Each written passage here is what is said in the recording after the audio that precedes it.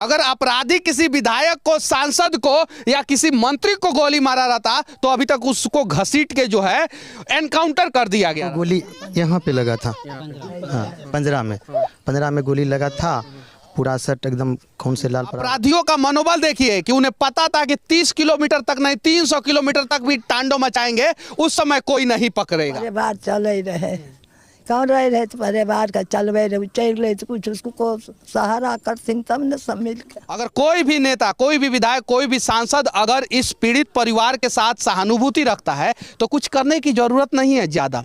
आइए 1 महीना का सैलरी दे दीजिए। क्या मांगू उस बाप के लिए जो अपना बुढ़ापे का कंधा का साया खो दिया। क्या मांगू मैं उस लड़की के लिए जिसकी उम्र थी 16 श्रृंगार में सजने की।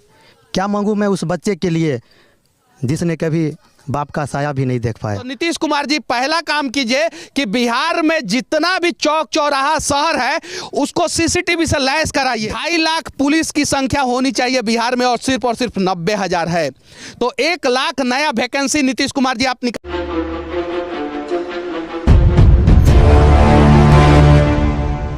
बेगूसराय जिला में 13 सितंबर को एक ऐसा घटना घटा जिस घटना ने पूरे देश को झकझोर के रख दिया। कुछ अपराधी बाइक पे सवार हुए और वो 30 किलोमीटर तक पूरा शहर में तांडव मचाते रहे। ये वही बेगूसराय है जहां पे बड़ी बड़ी फैक्ट्रियां हैं। ये वही बेगूसराय है जहां पे हर जगह सीसीटीवी कैमरा लगा हुआ है। ये वही बेगूसराय है जहां के सांसद हर बार जो है खाली पाकिस्तान का बात करते हैं। ये वही बेगूसराय है जहां से हर पार्टी यानी कम्युनिस्ट, जदयू, बीजेपी, हर पार्टी के विधायक जो है विधानसभा में जब जरूरत पड़ता है तो हंगामा करते हैं और वहां पे जो है अपराधी तांडव मचा के चले जाते हैं। अभी तक जो एक्चुअल अपराधी है उनमें से कितने पकड़े गए हैं वो बेगूसराय के लोगों को भी पता नहीं है। यहां पे मैं चंदन कुमार के घर पे हूं जिन्हें गोली लगा और उनका देहांत हो गया। 30 साल उम्र था उनका। एक छोटी सी बच्ची है, लगभग 6-7 महीना की है ये बच्ची। और देखिए इसको कुछ नहीं पता है कि इसके पिताजी अब इस दुनिया में नहीं हैं। वो कोई अपराधी नहीं थे, वो एक आम आदमी थे। अगर अपराधी किसी विधायक को, सांसद को या किसी मंत्री को गोली मारा रहता तो अभी तक उसको घसीट के जो है एनकाउंटर कर दिया गया रहता। सही है कि नहीं है? लेकिन अपराधियों का मनोबल देखिए कि उन्हें पता था कि 30 किलोमीटर तक नहीं 300 किलोमीटर तक भी तांडव मचाएंगे, उस समय कोई नहीं पकड़ेगा। और अभी तक जितना भी सरकार ने सीसीटीवी चौराहा पे लगाया है वो किसी भी सीसीटीवी ने क्लियर अपराधी का चेहरा जो है वो नहीं पकड़ पाया है। सही है कि नहीं है? जरा सोचिए फिर सीसीटीवी लग क्यों रहा है। और यहाँ पे चंदन के भाई हैं, पिताजी हैं, चंदन के जो है जो बेटी है वो है और चंदन के ये गांव वाले हैं। अलग अलग जाति के सभी लोग होंगे। जातियों में हम बिहार के लोग जब तक बटे रहेंगे तब तक यहाँ के नेता जो है हमें जानवर ही समझेंगे। और ये लोग जो है अगर जातियों में नहीं बटे रहते, शायद जो है सिस्टम के खिलाफ पहले से आवाज़ उठाते तो शायद बेगूसराय में इस प्रकार का घटना नहीं घटता। और अब जो अपराधी पकड़े गए हैं उनके लिए आंदोलन हो रहा है। कुछ दिन पहले जो है हत्या हुई थी, गोली चला था, उसके लिए आंदोलन हो रहा था। क्या नाम हुआ आपका? शत्रुघ्न कुमार। आप माता जी हैं क्या? नहीं, दादी हम चंदन के दादी हैं। अब जरा बताइए हम मीडिया वालों का क्या कर्तव्य बनता है? मजबूरी में इनसे भी सवाल पूछना पड़ेगा, इनसे भी पूछना पड़ेगा, इनसे भी पूछना पड़ेगा। जबकि यहाँ पे एक आदमी की मौत हुई है, उनकी पत्नी से भी जाके सवाल पूछना पड़ेगा।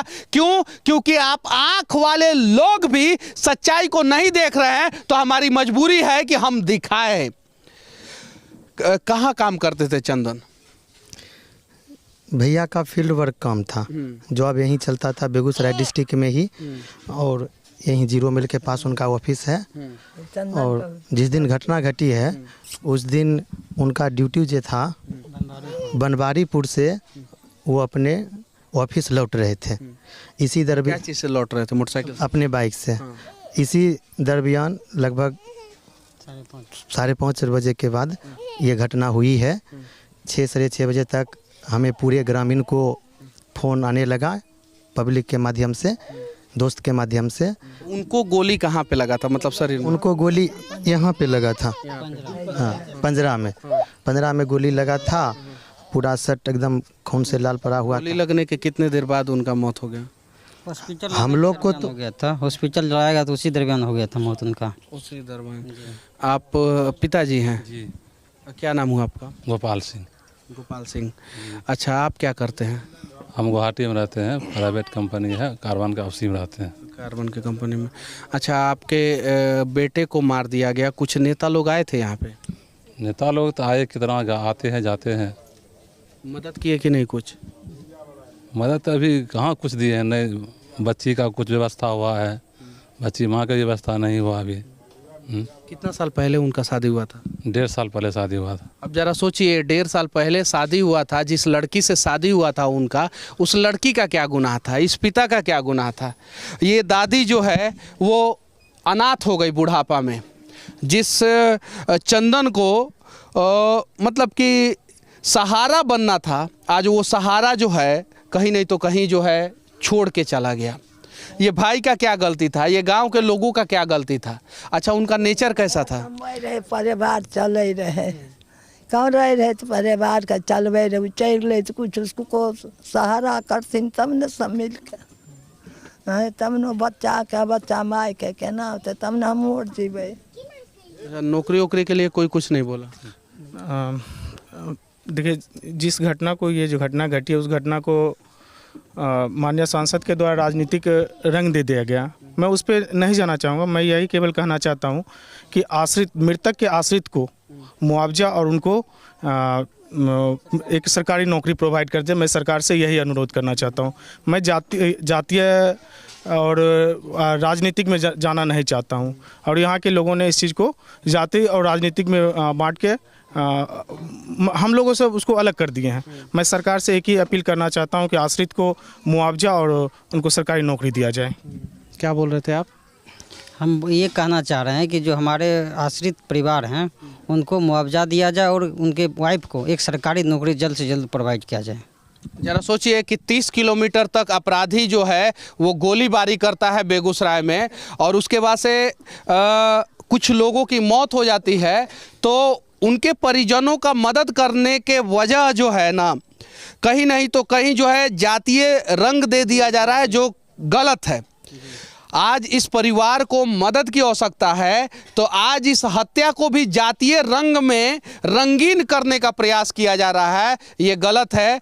इस जिला के जितने भी विधायक हैं, जितने भी सांसद हैं, हो सके तो एक सरकारी नौकरी का व्यवस्था करने का प्रयास करें। और अगर आप लोग एक पीड़ित परिवार के लिए सरकारी नौकरी का व्यवस्था नहीं कर सकते हैं, तो जरा सोचिए कि आप लोग क्यों विधायक हैं, क्यों सांसद हैं। सोचना होगा। और आप लोग जितने भी लोग हैं, अगर कोई भी नेता, कोई भी विधायक, कोई भी सांसद अगर इस पीड़ित परिवार के साथ सहानुभूति रखता है, तो कुछ करने की ज़रूरत नहीं है ज़्यादा। आइए, 1 महीना का सैलरी दे दीजिए। कम से कम इस जो छोटी सी बच्ची है वो भविष्य में पढ़ लिख तो लेगी। पप्पू यादव भी आए थे यहाँ पे। जी। तो उन्होंने क्या मदद किया? उन्होंने, सबसे पहले तो मैं ये बोलना चाहूँगा, मांग तो मैं क्या मांगूँ, मांगने के लिए तो मेरे पास कुछ बचा ही नहीं है। क्या मांगूँ उस बाप के लिए जो अपना बुढ़ापे का कंधा का साया खो दिया। क्या मांगूँ मैं उस लड़की के लिए जिसकी उम्र थी 16 श्रृंगार में सजने की।